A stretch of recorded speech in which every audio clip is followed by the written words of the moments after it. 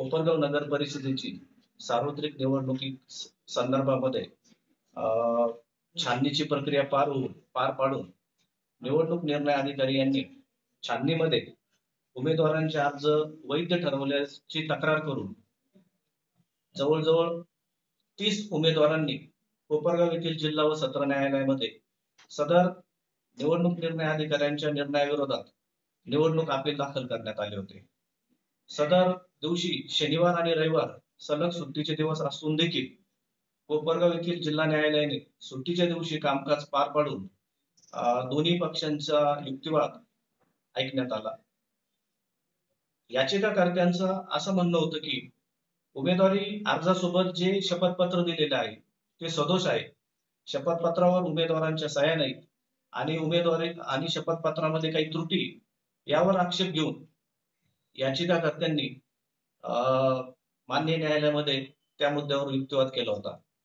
सदर युक्तिवादाला उत्तर देताना सरकार पक्षातर्फे तसेच नगर परिषदेतर्फे आम्ही सदर उमेदवारांनी जे शपथपत्र भरलेलं आहे त्या शपथपत्रात एकूण 8 पानांचं असून उमेदवारांनी शपथपत्रामध्ये पान नंबर 1 ते पान नंबर 7 या सर्व पानांवरती उमेदवारांच्या सह्या आहेत।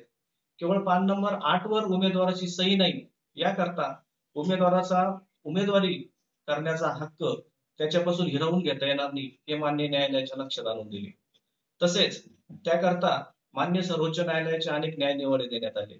मान्य सर्वोच्च न्यायालयाने देखील जर शपथपत्रामध्ये जर किरकोळ दोष असेल, मानवी दोष असेल, तर त्याकरिता त्याला फार महत्व न देता उमेदवाराचा जो काही घटनात्मक अधिकार आहे उमेदवारी करण्याचा तो नाकारता येणार नाही असे देखील काही न्यायनिवाडे मान्य न्यायालयासमोर मांडण्यात आले। तसंच शपथपत्रामध्ये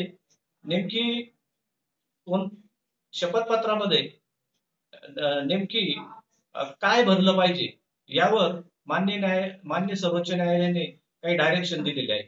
तर त्यामध्ये शपथपत्रामध्ये उमेदवाराने त्याची शैक्षणिक अर्हता म्हणजे एज्युकेशनल क्वालिफिकेशन, त्याचं क्रिमिनल बॅकग्राऊंड आणि त्याची मालमत्ता हे जाहीर करणं गरजेचं आहे आणि निवडणूक निर्णय अधिकारी यांनी देखील या गोष्टी तपासणं गरजेचं आहे।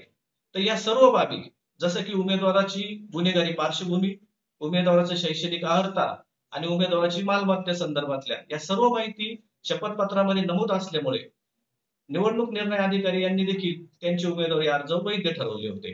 त्यामुळे आज निवडणूक निर्णय अधिकारी यांनी जो काही निर्णय घेतला होता तो योग्य असल्याबाबत आज जिल्हा व सत्र न्यायाधीश श्री आलमले साहेब यांनी त्यावर शिक्कामोर्तब केलेला आहे।